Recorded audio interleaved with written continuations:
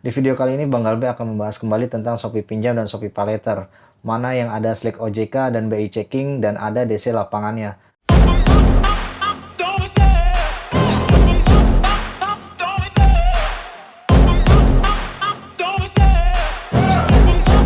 Assalamualaikum warahmatullahi wabarakatuh. Kita jumpa lagi kembali di channel Galbe Santi Official.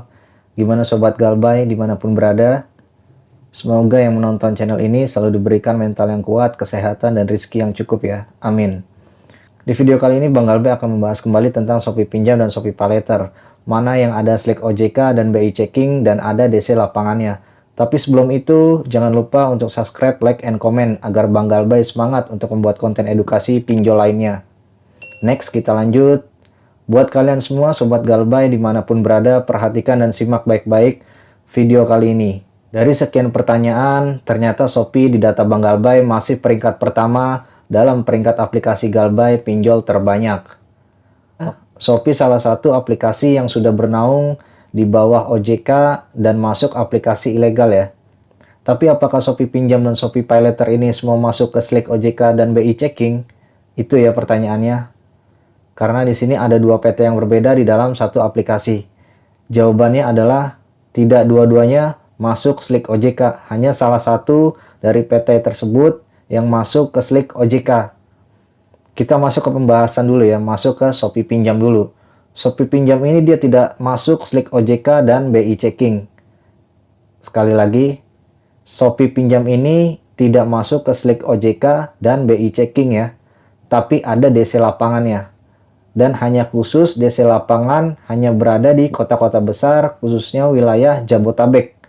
Di kota-kota besar seperti Jakarta, banyak dari kawan-kawan yang Galbay sudah jutaan hingga 8 bulan sampai 1 tahun belum juga didatangi. Tetapi ada juga di Jakarta yang baru Galbay sekitar 3-4 bulan sudah didatangi. Dan itu pun hanya 1 kali. Menurut riset Bang Galbay, perbandingan sangat jauh sekali ya. 100 banding 1. Karena dari 100 orang yang dikunjungi hanya baru 1 orang saja di Jakarta. Begitupun kota besar lainnya seperti Surabaya dan lain-lain. Sama halnya seperti di Jakarta juga mungkin. Di kota-kota besar hanya terdapat beberapa DC yang masih bisa jumlahnya terhitung. Tidak merata seperti DC aplikasi-aplikasi lain seperti Akulaku ataupun Kredivo yang sudah menyeluruh seluruh Indonesia ada. Dan kita lanjut lagi ke pembahasan kedua, yaitu kita lanjut ke Shopee PayLater. Shopee PayLater ini dia masuk ke Slick OJK dan BI Checking dan juga ada DC lapangannya. Dan DC lapangan Shopee PayLater ini lebih banyak dari DC Shopee Pinjam, walaupun belum juga merata secara keseluruhan di tiap wilayah. Dan juga belum tentu sebulan atau 2 bulan ketika kalian Galbay atau gagal bayar divisit oleh DC lapangan Shopee PayLater ini. Tapi yang jelas nama kalian masuk ke Slick OJK dan BI Checking.